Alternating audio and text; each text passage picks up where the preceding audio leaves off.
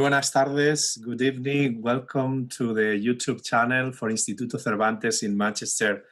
First of all, I would like to thank Dr. Gareth Wood for accepting our invitation and making it possible to hold this tribute to Emilia Pardo Bazán on the centenary of her death. Emilia Pardo Bazán, one of the most remarkable Spanish intellectuals of the 19th century, was born in 1851 in La Coruña and died in Madrid in 1921. She was the only child of a wealthy aristocratic parents who provided their daughter with a splendid education. Particularly noteworthy is the figure of her father, who believed that women should receive the same education as men. It was thanks to his support that Emilia Pardo Bazán was able to study many subjects that were then forbidden for women. It is also important to highlight the influence of his friend Francisco Giner de los Ríos, who introduced her to the Kraussist philosophy that promoted women's education, a lifelong battle for her. Emilia Pardo Bazán was a person with an immense curiosity since her childhood, which led her to become fluent in French, English, and German. In her almost 600 short stories and 18 novels, she experimented with different narrative strategies and approaches to literature, but she is universally recognized as one of the principal exponents of the new naturalistic movement in Spain. Emilia Pardo Bazán was a woman ahead of her time, novelist, feminist, campaigner, publisher, and academic.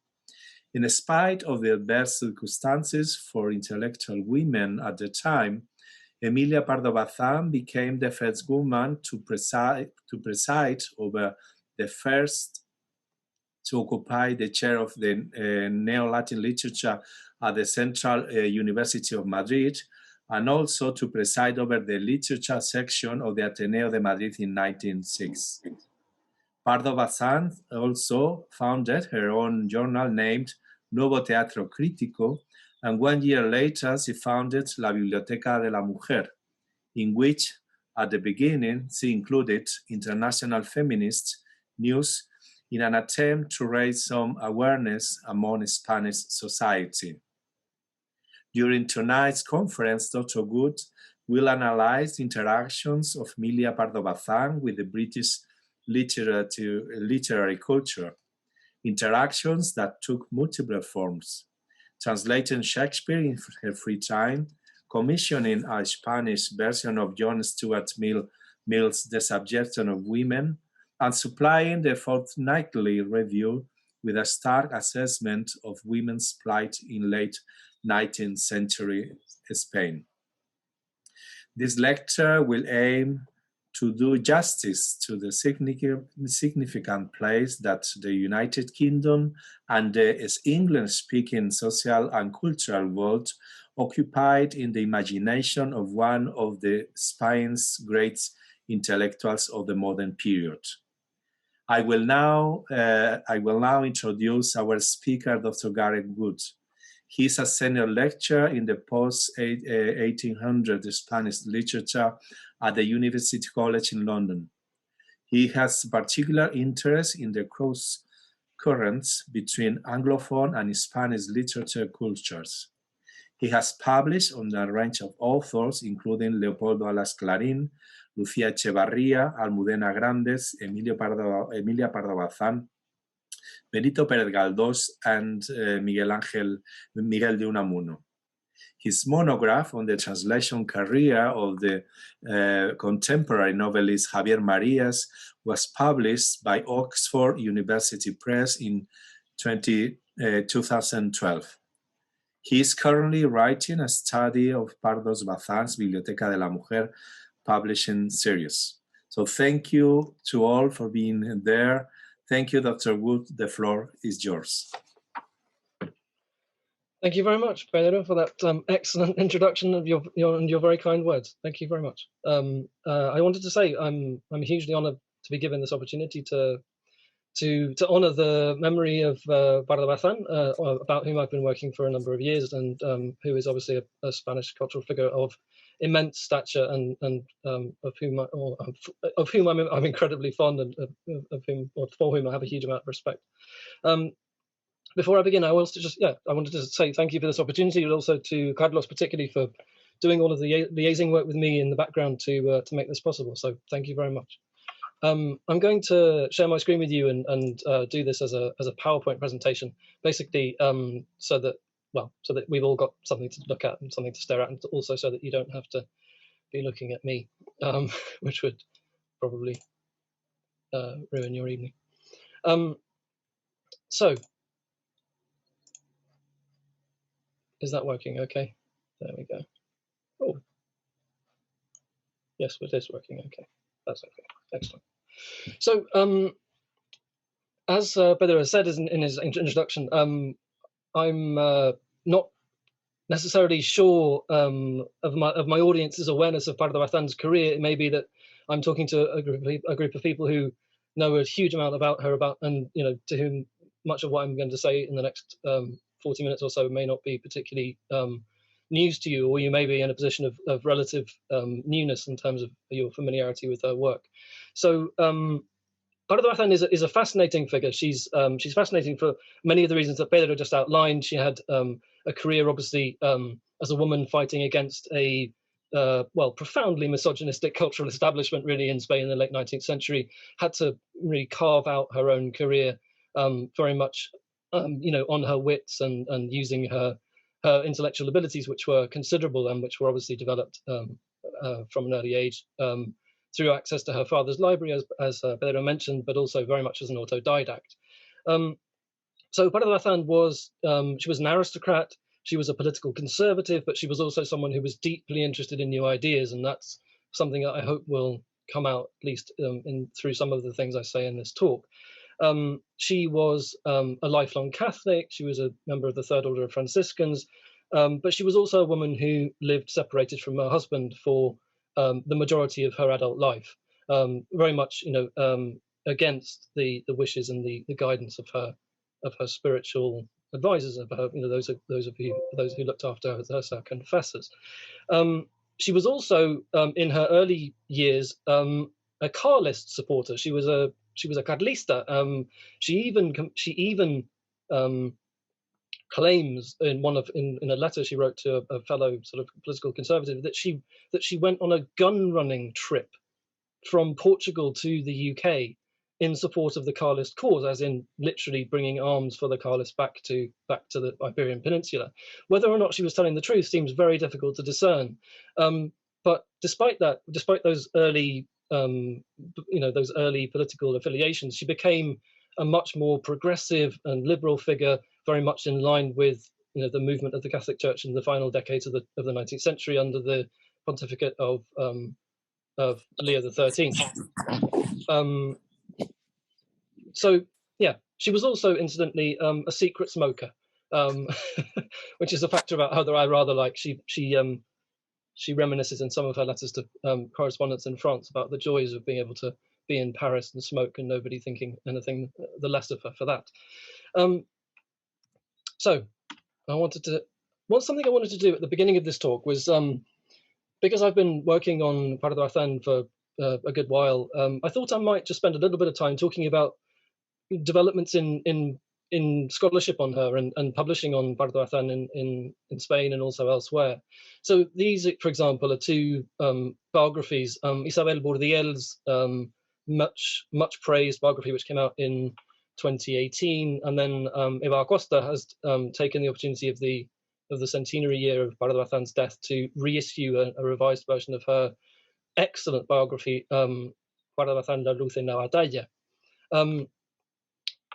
Something else that's come out in recent years is Denise Dupont's excellent book about Pardo Bazán's faith and its role in her life, the place it had in her life. We can also see on the right here, we have a new scholarly edition of Pardo Bazán's correspondence with Galdós, which has appeared in various forms over the last decades, but has been given its sort of rightful and really decent scholarly workup in this book, which has come out this year. The correspondence between Pardo Bazán and Galdós is, as has been mentioned, I called it unbuttoned in that previous slide. The letters are quite sexually frank. Pardo Bazán talks about the physical side of her relationship with Galdós in a way that is, well, quite. It feels rather prurient actually to be reading it, even at this distance.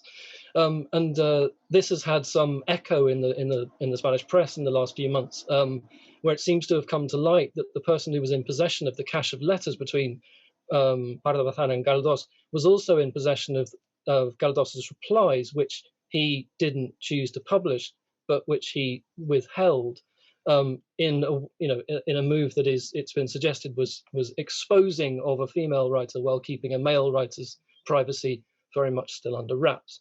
And those are the links to the relevant articles if you wanted to follow them up. Other things that have been going on. There's a scholar of Pardo Bazán's work who is called Cristina Patiño Erín, works at the University of Santiago, and is one of the leading experts, contemporary experts on her work. And she published 3 years ago now an anthology of Pardo Bazán's short stories focusing on violence against women, which is obviously a subject which is sigue siendo de actualidad en España por desgracia, as we might say.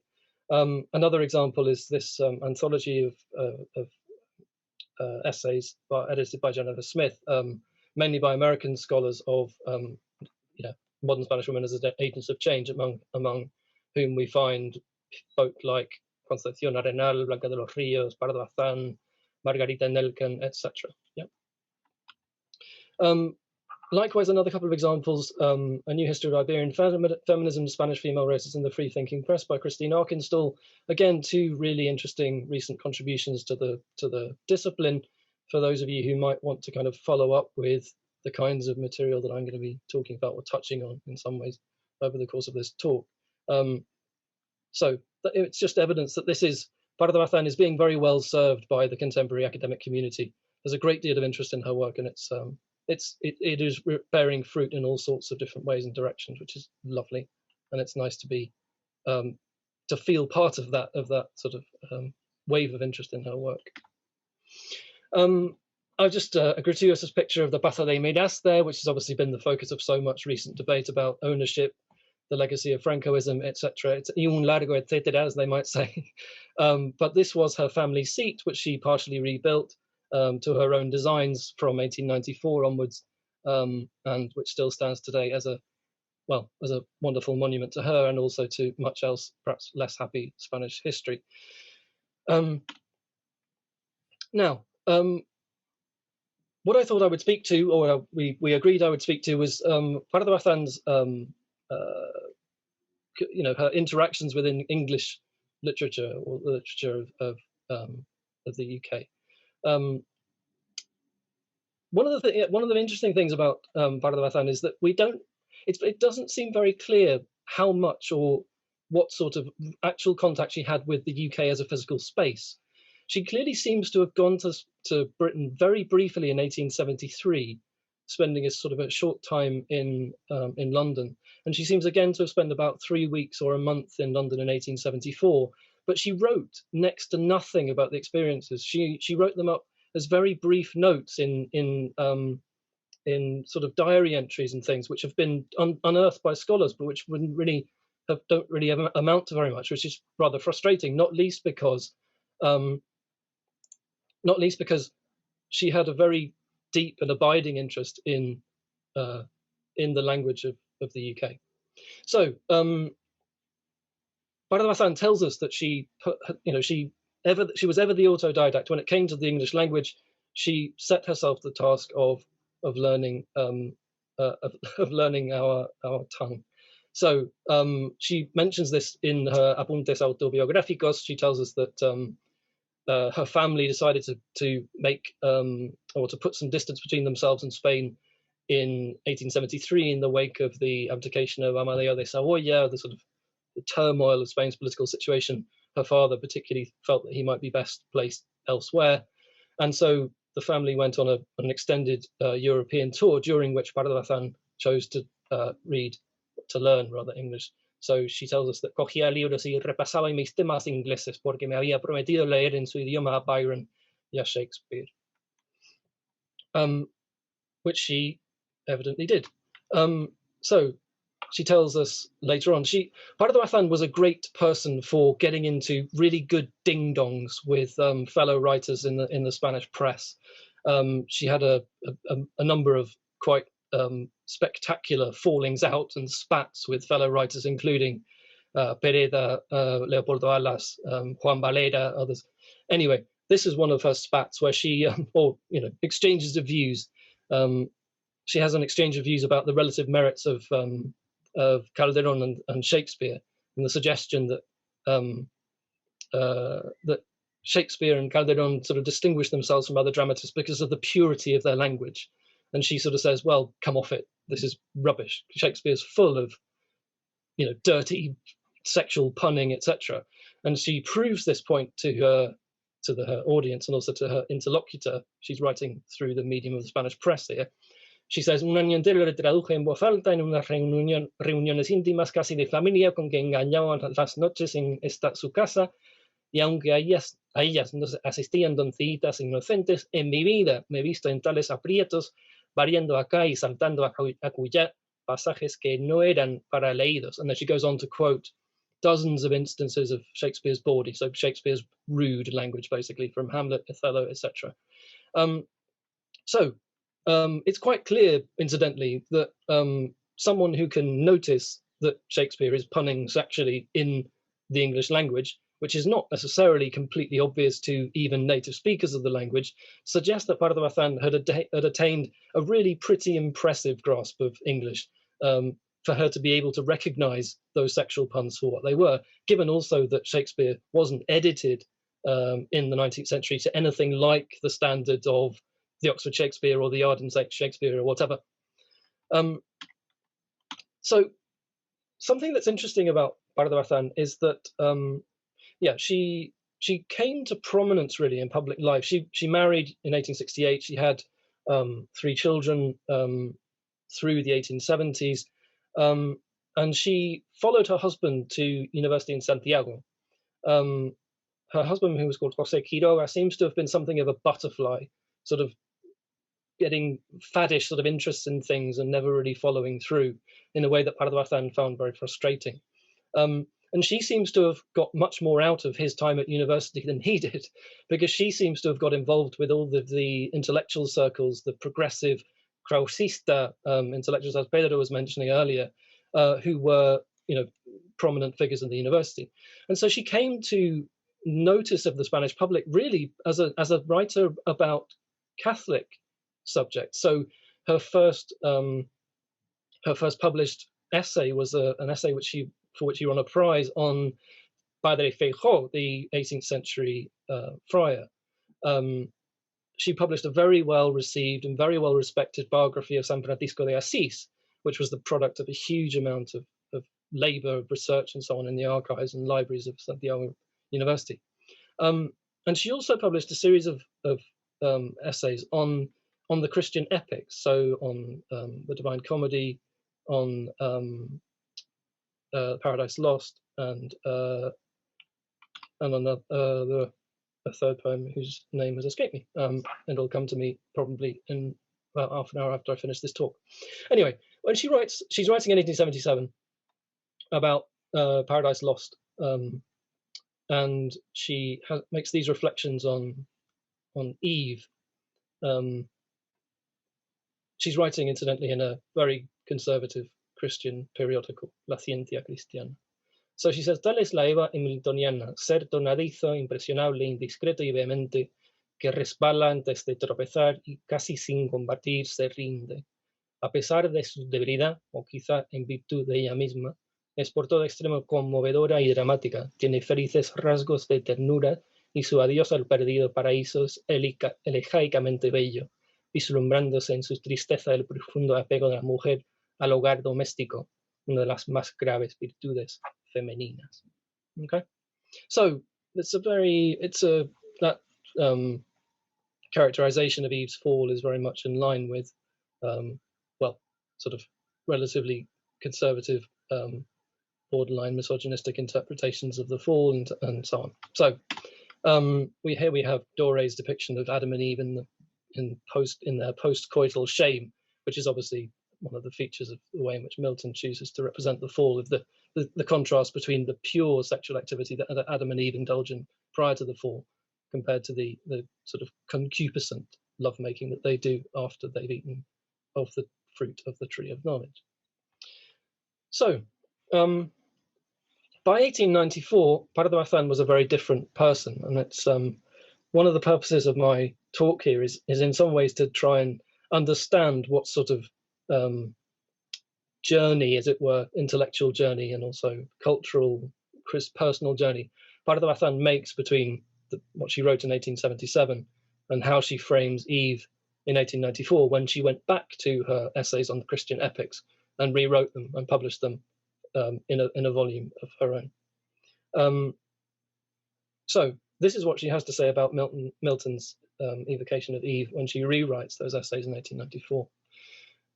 And the subject of her sentence here is Milton himself. Aunque no muy blando ni equitativo con las mujeres, caso frecuente en los que leen mucho y sin espíritu de caridad la Biblia, el rigor de su puritanismo en materias sexuales le llevaba al singular extremo de predicar que la impureza degrada más al hombre que a la mujer, porque si la mujer es gloria del hombre, el hombre es gloria de Dios y cae de más alto al manchar y oscurecer esa gloria. So, what had happened in between? Well, Pardo Bazán had very much come to prominence in public life by defending the new naturalist school of writing, something that Pedro also mentioned in his introduction. So she published a series of articles in the Spanish press, which became a book called La Cuestión Palpitante, while Spain's intellectual figures were debating the rights and wrongs of naturalism, Zola, etc. In the Ateneo in Madrid. Pardo Bazán was writing in the press, and because more people could access the press than could get into the Ateneo, she became something of a public face of this much debated and much scorned, much maligned new literary movement. And the result was that her husband sought to engineer her withdrawal from public life. He seems to have issued her with something of an ultimatum in terms of not drawing attention to herself in the way that she had been up until that point, which seems to have been the kind of the straw that broke the camel's back in terms of the viability of their marriage. And they separated definitively in 1884, and they never lived together again. And Pardo Bazán became, well, independent of him, despite still needing to bring up their 3 children.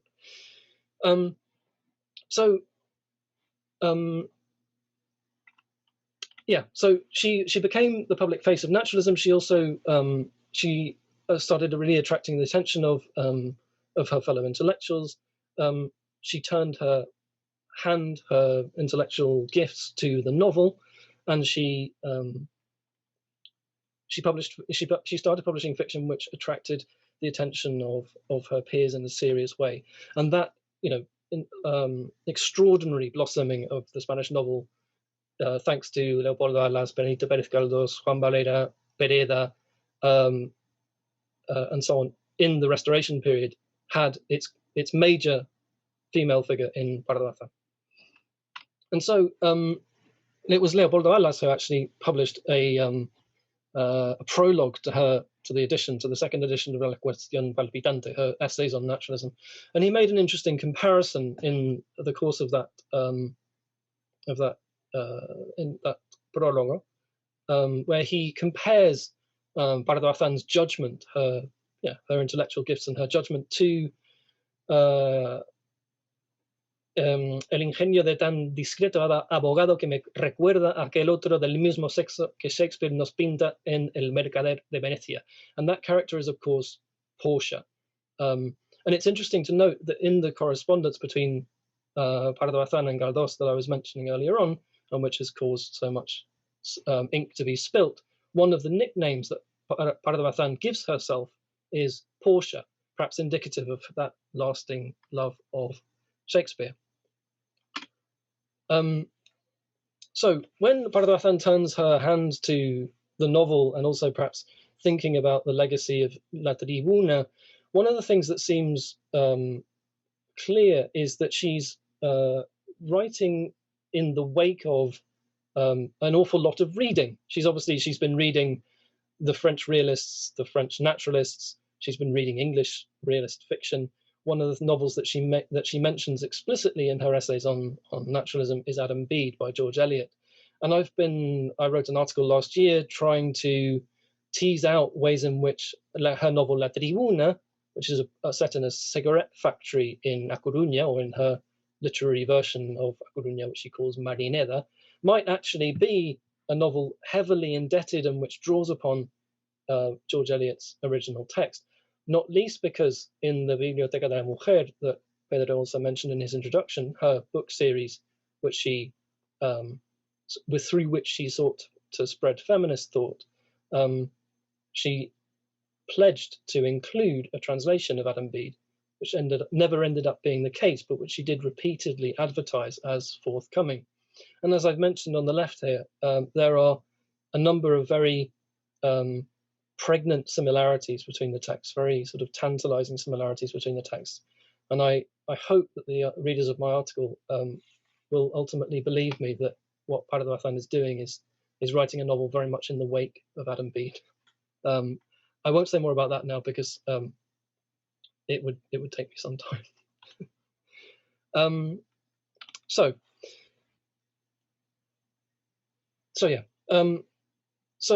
one of the things that happens in La Tribuna is, of course, that the protagonist, who's a young woman who becomes embroiled in the kind of revolutionary movements around the Septembrina, La Gloriosa, and so on, she ends up at the end of the novel carrying a child, giving birth to a child literally on the day that the First Republic is declared. So she's a woman who is facing social disgrace at the very moment that the political cause that she has been fighting for has finally won the day. But it's a novel in which obviously the plight of women in society, the unequal burden of social opprobrium and so on for, say, the birth of an illegitimate child, is something that eventually shines through the text. The sense that the treatment of women in society is profoundly unfair and driven by misogyny. And that sort of early idea really just begins to develop over the course of the 1880s as Pardo Bazán publishes a succession of novels, perhaps most importantly the novella La Dama Joven, about whether or not a young woman should pursue a career in acting, and into her two really truly great novels of the 1880s, Los Pazos de Ulloa and La Madre Naturaleza, novels in which she starts to play with the idea really of gender as something imposed by society rather than something that is intrinsic to a person's character when they're born. And this really focuses her mind. Particularly, she's asked in 1889 by the Fortnightly Review, the liberal magazine here in the UK, to provide a sort of rundown of the situation of women in Spain. And the portrait that she gives is extremely damning in a lot of ways of the barriers that women face to education, to taking up a place in professions, and you know, that basically that women's exclusion from anything that resembles the public sphere, not least, of course, their total political disenfranchisement. And so, when her beloved father dies in 1890, and Pardo Bazán becomes a woman of independent means, she really gives she takes her sort of the feminist campaigning side of her nature, which has been growing and growing over the course of the 1880s, and really just goes for it. So she starts publishing her obras completas. So she takes charge of her own literary legacy. She founds, as Pedro mentioned at the beginning, the Nuevo Teatro Crítico in 1892, which is a single-authored literary journal which she writes, produces, publishes all herself, and it's 120 pages a month, all written by her on a diverse range of subjects: contemporary publishing, contemporary thought, science, theatre, productions, etc. It's a mammoth undertaking. And she also founds the Biblioteca de la Mujer. And it's in that series that she publishes her translation of John Stuart Mill's The Subjection of Women. She's interested in the figure of John Stuart Mill, his association and eventual marriage with Harriet Taylor, because of the emphasis that Mill places in the course of the Subjection of Women on the debt that he owes to Harriet Taylor as his absolute intellectual equal, and someone who has been incredibly helpful and instrumental in shaping his views of women, because of the quality of her own intellect and her own ability to think philosophically. Yeah. So John Stuart Mill's The Subjection of Women obviously denounces the situation of women and compares it to slavery. So although the 19th century has officially begun with the abolition of slavery in the Western world, obviously slavery persists in different forms across the 19th century. But Mill says, at present in the more improved countries, the disabilities of women are the only case save one in which laws and institutions take persons at their birth and ordain that they shall never in all their lives be allowed to compete for certain things. So pretty much hitting the nail on the head. Pardo Bazán, in her prologue to La Esclavitud Femenina, as it becomes in its Spanish version, takes on the fact that John Stuart Mill and Harriet Taylor had a very unusual relationship. They met when Harriet Taylor was still a relatively young woman, but she was already married to somebody else.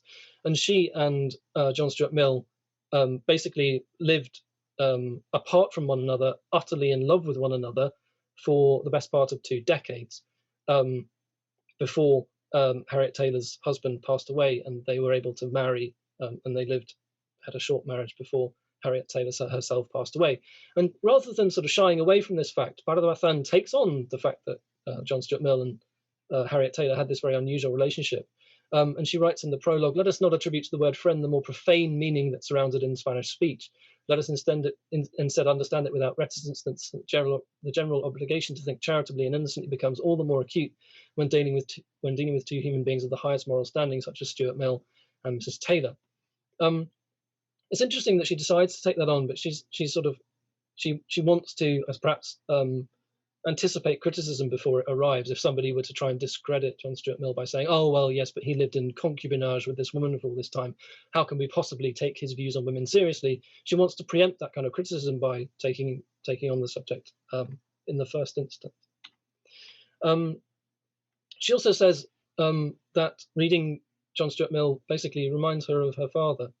Mi inolvidable padre, desde que puedo recordar cómo pensaba, antes que yo pudiese sentir con plena convicción a su pensamiento, profesó siempre en estas cuestiones un criterio muy análogo al de Stuart Mill. Y al leer las páginas de La Esclavitud Femenina, a veces me hieren con dolorosa alegría reminiscencias de razonamientos oídos en la primera juventud que se trocaron en diálogos cuando comenzó para mí la madurez del juicio.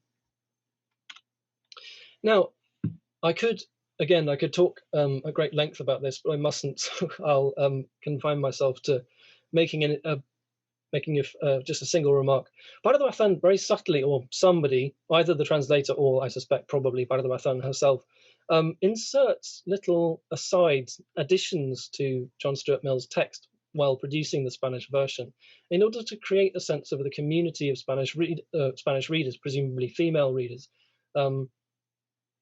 to give them a sense that this campaign, this fight for their rights and so on, enfranchisement, all those things, will bear fruit one day. They just have to kind of be patient. And so she's talking here about the frustrations that a man might feel about the lack of progress for women. And she says, or the Spanish version rather says, "Vivamos seguros de que cuando sienten los hombres en punta de libertad, lo sienten las mujeres en el mismo grado, y aunque callen, y lo sienten más adentro, y cuanto más dignas e ilustradas son." So the more cheesed off you are about the position of women, about your position as a woman in Spain, that must indicate that you are digna e ilustrada. A bit of subtle praise for her sympathetic audience. Yeah.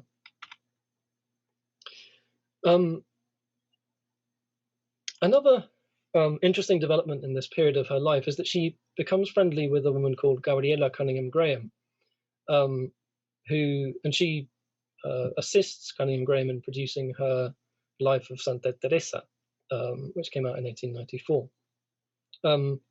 She was a fascinating figure. She was actually a young woman from Yorkshire in the north of England, obviously in the north, it's in the north of England, but anyway, who fled to Paris to become an actor. She wanted to produce, have a career on the stage, and obviously her parents would have disapproved. So she just, she had disappeared. She just eloped and pursued her career.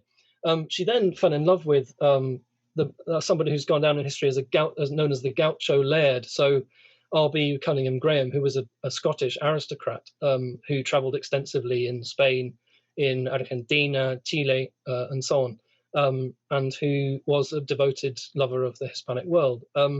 So when Cunningham Graham came into his family as his wife, obviously, she needed a kind of plausible backstory that would cover up her less than aristocratic origins. And so she passed herself off in public as a woman of aristocratic birth herself, who had kind of Spanish / Chilena roots. It's not particularly clear how much Pardo Bazán really knew about this very elaborate cover story, but the two of them had a lasting friendship, and their correspondence was actually discovered a few years ago by the American scholar Mary Ann Beda, who published some fascinating work on the lasting friendship and collaboration that these two women had. Cunningham Graham was incidentally a very close friend of Joseph Conrad, and there's a really kind of interesting, tantalizing wondering that one can do about whether or not the paths of those two giant figures of letters of the late 19th century ever actually crossed paths, as in Pardo Bazán and Joseph Conrad. Or, it's a fascinating, tantalizing bit of information. Pardo Bazán, I'm just going to come round full circle to Pardo Bazán's interest in Shakespeare. She seems to have used the Cunningham Grahams as inspiration in a lot of ways for her 1898 novel El Saludo de las Brujas, which is obviously a novel which takes its title from Macbeth, the witch's greeting, which obviously opens that play, the seed, the idea that they plant in Macbeth's mind that he will be, one day king of Scotland, etc. The novel has these very suggestive chapter titles, which include Los enviados tormenta rayo el aparecido, and then the final chapter, which is called Dulcinea.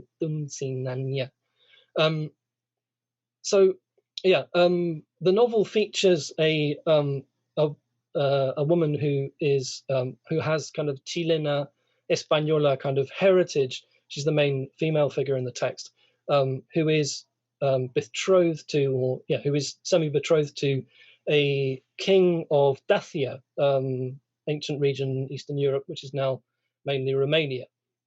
And the novel is about attempts to woo this man who is the heir to the throne, although a kind of bastard child of his father, to try to represent a new political faction in Dacia, so that particular political faction can take over the country and ward off the threat of impending kind of cultural usurpation and invasion by Russia. The novel's incredibly interesting. It's obviously it's riffing a lot on Macbeth. It's a kind of, in some ways, a reworking of Macbeth, the idea of the temptation of kingship and so on.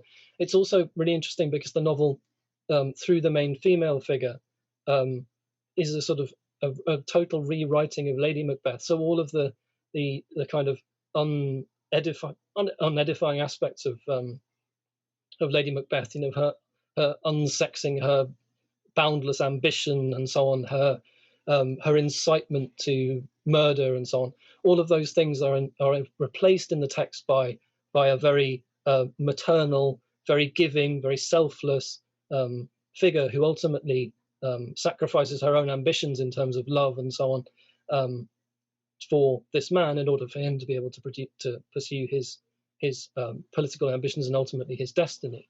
It all ends in tears, of course, because he's betrayed at the very moment that he's on the cusp of triumph and on the cusp of being able to take up the throne that is his by rights. And he's murdered in the final pages of the text in a way, in a scene which is not a little melodramatic. And it seems pretty obvious that what the novel really is about is Carlism. Pardo Bazán published an article in the very same year talking about the female consorts, the wives and so on, of the various pretendientes to the Carlist throne.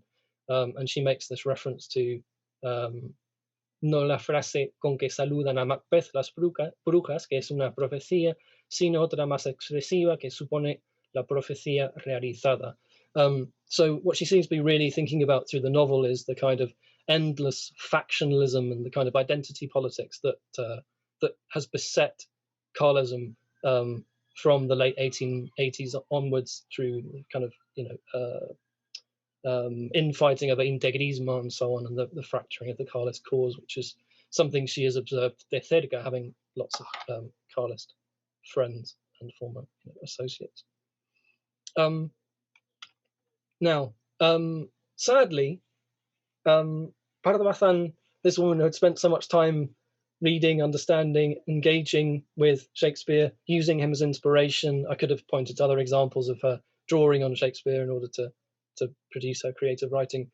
Sadly, she seems to have got caught up in the aftermath of the publication of J.T. Looney's book, Shakespeare Identified, where he, of course, sowed the seed of the idea that Shakespeare wasn't Shakespeare, or Shakespeare's plays weren't written by Shakespeare, but written by the Earl of Oxford. This idea that actually sort of tripped up so many people, including good old Sigmund Freud, who went to his grave seemingly thinking that Shakespeare couldn't possibly have been Shakespeare. And her last word on the subject of Shakespeare is something she wrote in an article published really not long before her death, about the echoes of this controversy. It's interesting to notice, by the way, that J.T. Looney stands for John Thomas Looney. John Thomas being a euphemism in English for a part of the male anatomy. It's seemingly relatively appropriate anyway.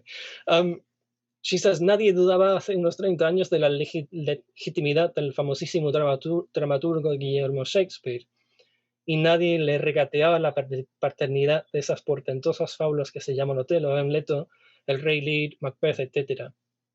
Y he aquí que se ha empezado a poner en duda primero, a negar después, que el tal Guillermo Shakespeare pudiese ser el autor, no diga de esas maravillas, pero ni aún de una carta de su puño.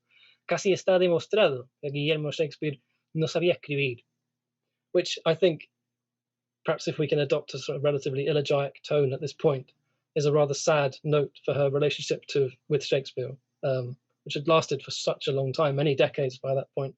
It's a rather sad note for her to end on and for me to end on. Thank you very much. Well, thank you very much, Dr. Wood. It was very, very interesting. It is true that we could stay here for days to speak about the not only the literature of Emilia Pardo Bazán, but also the legacy for the feminist movement, for her ideas ahead of the society of her time. But in the short time you had, it was very illustrating, very, very interesting. Thank you very much again. And to all of our audience also for being there and to pay our little tribute for this huge figure, Emilia Pardo Bazán. Thank you very much. Buenas tardes, muchas gracias. No he hablado nada en español, pero he visto que una gran parte del público habla castellano. Es un honor enorme haber tenido al profesor Gareth Wood con nosotros para hablar de una mujer excepcional, de la que realmente podríamos estar hablando durante días o meses, pero en muy poco tiempo creo que hemos tenido una visión global muy enriquecedora de la figura de Emilia Pardo Bazán, de su literatura y también de sus ideas tan avanzadas para su época. Muchísimas gracias por estar ahí, les seguimos esperando. En nuestro canal de YouTube van a poder también seguir la conferencia si quieren volver a retomar o a volver a alguno de los puntos que les interesen y invitarles a que sigan acompañándonos. Muchísimas gracias y hasta pronto.